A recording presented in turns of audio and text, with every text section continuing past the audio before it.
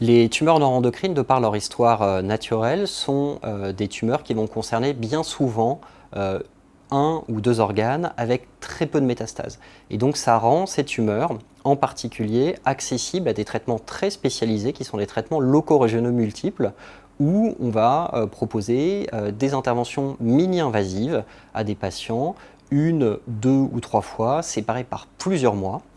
Ces traitements étant extrêmement peu invasifs, ça va permettre finalement, au cours de très brefs séjours hospitaliers, de traiter les patients, de traiter la maladie, tout en affranchissant les patients de traitements systémiques tels que la chimiothérapie. On sait que la chimiothérapie, bien souvent, c'est un excellent traitement, mais malheureusement, au prix d'effets secondaires qui peuvent être délétères et qui peuvent diminuer la qualité de vie des patients. Alors bien sûr, lorsqu'on va être amené à proposer ces traitements locaux-régionaux multiples, ça va tout d'abord être validé au cours d'une RCP, les fameuses réunions de concertation pluridisciplinaire,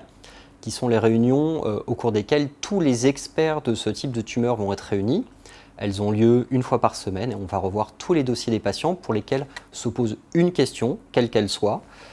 et ça va nous permettre de valider la meilleure prise en charge possible pour chaque patient. La radiologie interventionnelle, c'est de la thérapeutique, de la chirurgie, guidée par tous les outils de radiologie disponibles actuellement, que ce soit l'échographie, la fluoroscopie, le scanner ou même l'IRM de façon très récente, ce qui va permettre finalement de ne travailler qu'avec des aiguilles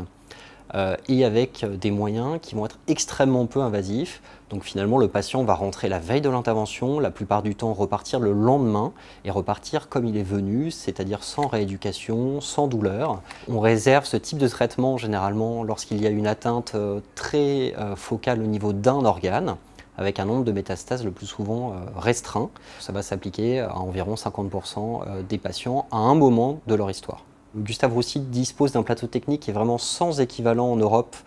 que ce soit en radiologie interventionnelle avec 3 salles, dont 2 équipées de scanners, en radiothérapie et en chirurgie où on dispose de robots qui permettent vraiment, encore une fois, de proposer les interventions les moins invasives possibles.